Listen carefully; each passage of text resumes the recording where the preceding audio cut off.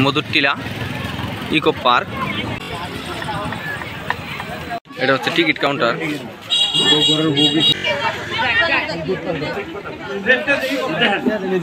এখানে ঢুকতে 50 টাকা, দুজনে দিলাম 100 এবং বাইকের জন্য মানুষ হিসাবে দিলাম আরো হলো 50।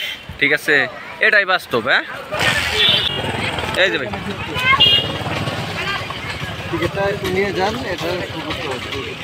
টিকিটটা কি আবার দেখবো? রাখবেন, এটা আবার চেক দিবেন। ওকে, সমস্যা নাই। এদিকে আমরা টিকিট দেখিয়ে চলে আসলাম, ওইটাতে হয়তো বা বের হতে দেয়। এন্ট্রি গেট, এইটা হলো এন্ট্রি গেট। ঠিক আছে, ইয়েস, আর এক্সিট গেট হলো এইটা। এটা হচ্ছে যে বের হওয়া যাওয়ার যে গেটটা, সেটা। এবার সে দেখি আসলে কি আছে, 50 টাকার লস গেল না লাভ হইলো বুঝলাম না বিষয়টা। দেখি আসলে বনের গাছপালা আমরা একটু আগেও দেখে আসলাম, আসলে মনে হয় যে 50 টাকা আমাদের লস। তো সামনে ও 150 টাকা, বাইককেও আমরা মানুষ হিসাবে 50 টাকা দিয়ে ভিতরে নিয়ে আসছি। ঠিক আছে, পিকনিকের স্পট এখানে লেখা আছে যে সিউ নট ফর মাইন্ড। হ্যাঁ, 150 টাকা দেখি কোথায় যা সার্থক হয়, কোন পর্যন্ত আমরা যাইতে পারি আর কোথায় শেষ করছে এই পার্কের এরিয়াটা, সেটা আজকে আমরা দেখব। আর এই যে পাশে একটা হোটেলও আছে, এই যে একটু পরে খাবার দাবার আসতে হবে। আমরা সব জায়গায় ঘুরবো। এই পাশে আগে এক সাইডে আসলাম, ওই পাশে একটা আছে, এখানে একটা মুরব্বী ফকির বসে আছে। আর এই যে হাতিও আছে। ঠিক আছে, আমরা হাতির এই জায়গায় দাঁড়াই হালকা করে, কি দেখবা, ছবি উঠি 2-1টা। এই যে পাশে একটা হাতি, বিশাল, মরা হাতি না, তাজা হাতি না, এটা হলো মূর্তির হাতি। দেখি কি অবস্থা আসলে।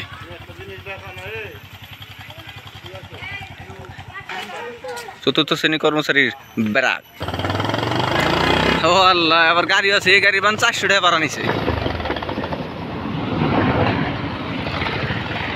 ওই যে সাপ, পোকা, ব্যাং, কচ্ছপ, অনেক কিছু আছে। সাপ, ময়ূর, বানর, কি কি ইগো ইস্যু করা জায়গা সম্ভবত এটা। আরে আল্লাহ, গোসল করার জায়গা আছে গাইস, অসাধারণ একটা ব্যাপার।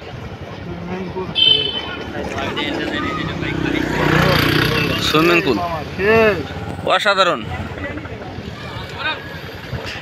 ওরে সাহাবাস, মহিলা মানুষ, ওই যে কি অবস্থা। হ্যাঁ,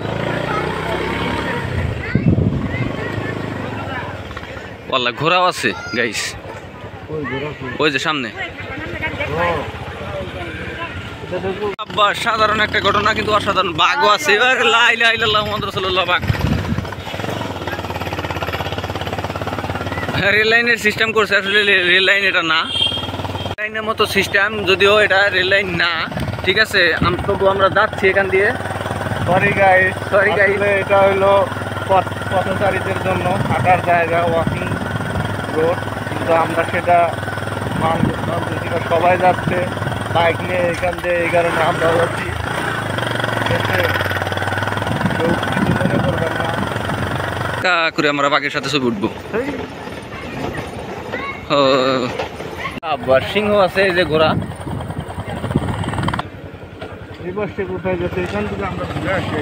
হুজুরদের বারবার রেখে আসছি, হুজুর আমাদের সাথেই আসছে। ঠিক আছে,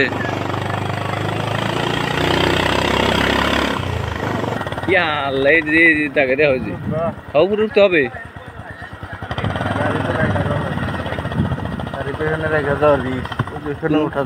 কোনো দরকার নাই। এটা হচ্ছে একটা সিঁড়ির মাঝখান দিয়ে আমরা যাচ্ছি এখন, বিশাল একটা সিঁড়ি। এই যে, ঠিক আছে, উপরে উঠতেছি, উপরে বিশাল একটা জায়গা, এখানে শরবত বিক্রি হয়। এটা হচ্ছে এই সেই পার্কের সবচেয়ে উঁচু একটা জায়গা যেখানে আমি আসছি। এটা হচ্ছে সেই উঁচু একটা জায়গা যেখানে আমি আসলাম। এইটাই, এখানে অনেক মানুষ আসছে, হয়রান হয়ে গেছি। এক গ্লাস শরবত খেলাম, আর এই যে পার্ক দিয়ে আমি আসলাম। 3 ঘন্টা বাইক চালিয়ে যে হয়রানটা না হয়েছি, আসলে এই একটা সিঁড়ি উঠতে তার চেয়ে বেশি হয়রান হয়ে গেছি। এটা হচ্ছে যে মধুর টিলা বলে আর কি, যেটা সেটা হচ্ছে এই জায়গা মূলত। ঠিক আছে, এটা হচ্ছে তার রাস্তা যেখান থেকে পিছন থেকে আসতে হয়।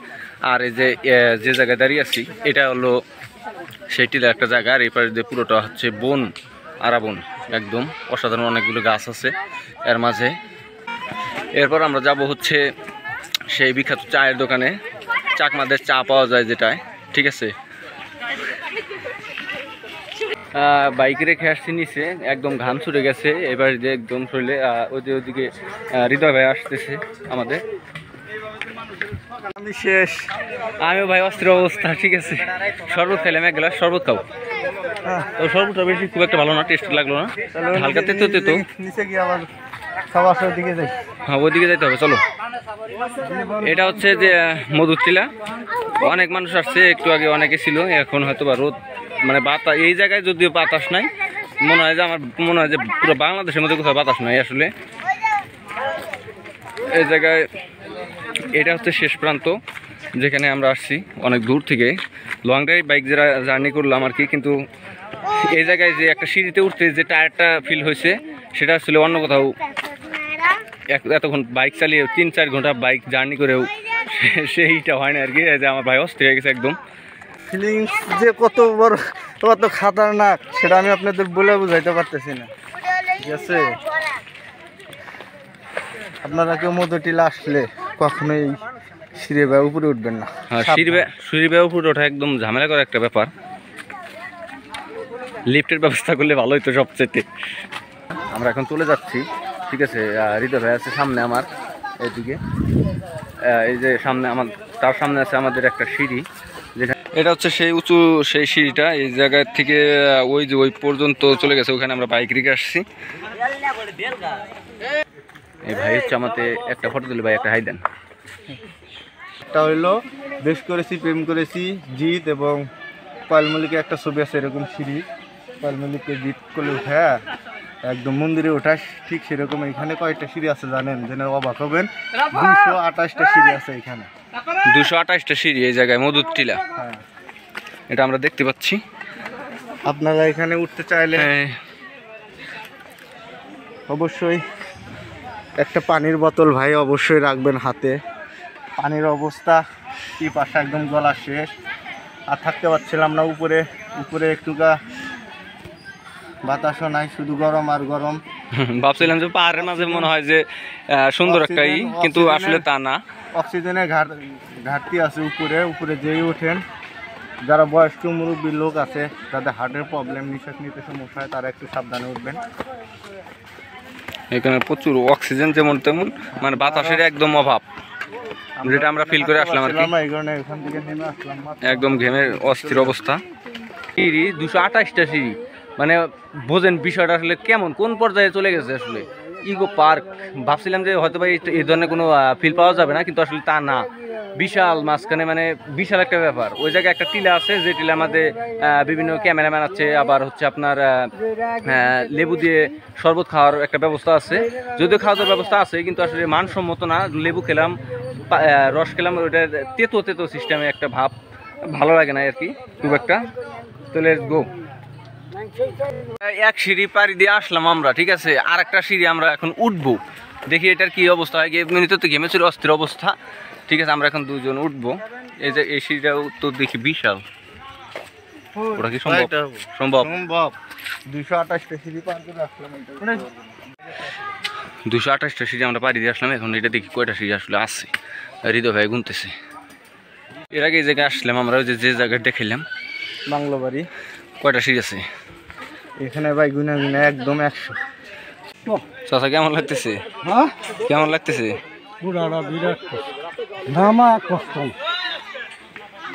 বয়স হলে কি হবো, মনের বয়স 17। একদম মনের বয়স 17 না, একবার তারিখ 16। এক ঘুরানি দিলে কত নেন? 10-20 টাকা যাইবে, 50 টাকা। এই জায়গা থেকে ওই পর্যন্ত 50 টাকা, মানে কি একটা অবস্থা। হ্যাঁ, এই ভাই এই জায়গা দিয়ে আবার একটা রাস্তা চলে গেছে। আর এই যে এই পাশে আর ওই যে সিঁড়ি 2টা পাড়ি দিছি অলরেডি, আর ওই পাশে আরো একটা সিঁড়ি আছে।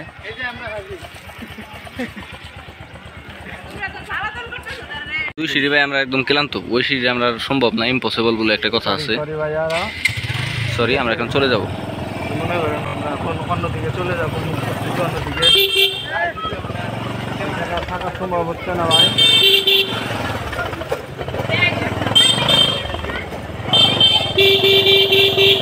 আরে এই ঘোরা কি একটা অবস্থা, 50 টাকা করে নেয়, 4-5 টাকা গেলি গেলা।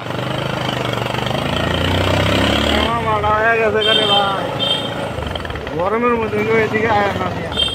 এটা হচ্ছে একটা টাওয়ার, এই পার্কের ভিতরে বিশাল একটা টাওয়ার। এখানে বিভিন্ন জিনিস দিয়ে আছে। টিকিট, ও পাশে টিকিট বিক্রি হচ্ছে, দেখি কি অবস্থা। 30 টাকা করে টিকিট এই সাধারণ একটা টিলে ওঠার জন্য, ঠিক আছে?